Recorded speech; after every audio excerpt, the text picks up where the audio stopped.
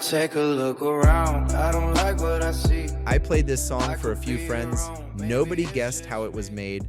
Some thought it came from an independent artist. Others thought it was from a small producer they'd never heard of. And honestly, I probably would have guessed the same thing. Because if you had shown me this a year ago, I wouldn't have believed it.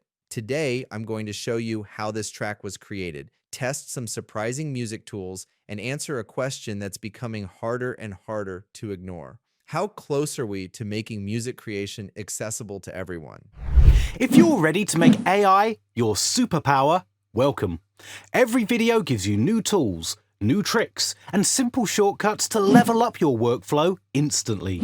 No fluff, no geek talk, just practical power you can use today.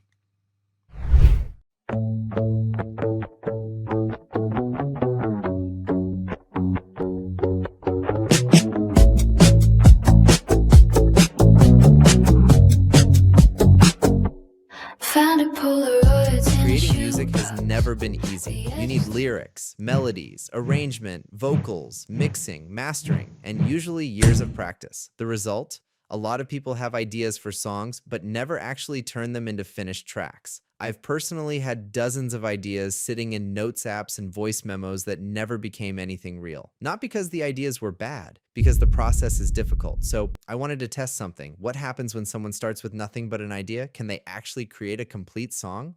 For this experiment, I'm using a platform called Mureka. It's a music creation tool that can generate complete songs from text prompts, lyrics, melodies, and even help with editing afterward. What interested me wasn't just generating music, it was whether the result would actually feel like a real song. So let's find out. Let's start with something simple. I'm going to type an emotional indie pop song about chasing a dream that keeps slipping away. Generate. And now we wait. Okay, let's listen.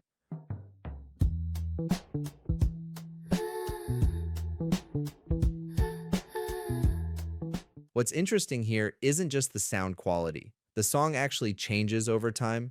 There's a verse, a chorus, energy builds, the arrangement evolves. A lot of AI-generated music in the past felt repetitive.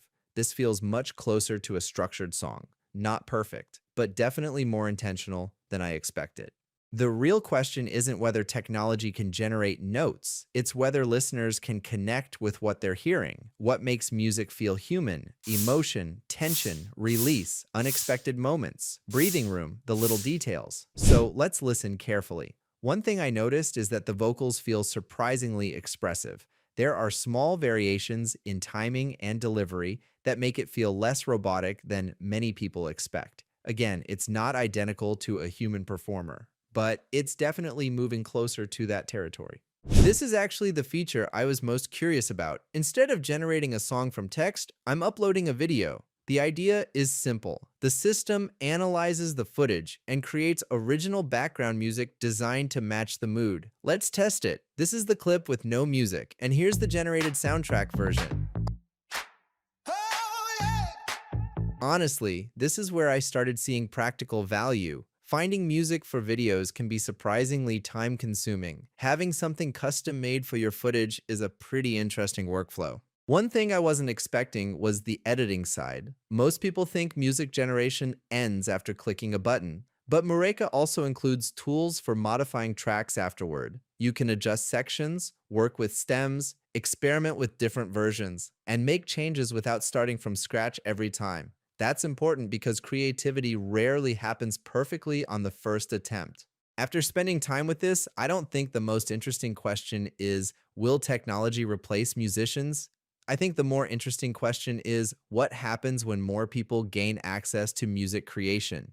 Professional musicians aren't valuable just because they can access tools. They're valuable because of their ideas, taste, experience, and creativity. Tools can help people create, but people still decide what is worth creating, and that's an important difference. What I found interesting about this experiment wasn't that a computer made music. It's that someone with almost no production experience can now turn an idea into something tangible much faster than before. Whether that's exciting or concerning probably depends on your perspective, but either way, It's a change worth paying attention to. So that's my experience testing Mureka. Some features impressed me more than others. The soundtrack workflow was probably my favorite. The song structure was stronger than I expected, and the editing tools made the process feel more creative than simply pressing a button. If you've tried tools like this before, let me know what you think. And if you could create any song from a single idea, what would it be? Thanks for watching, and I'll see you in the next one.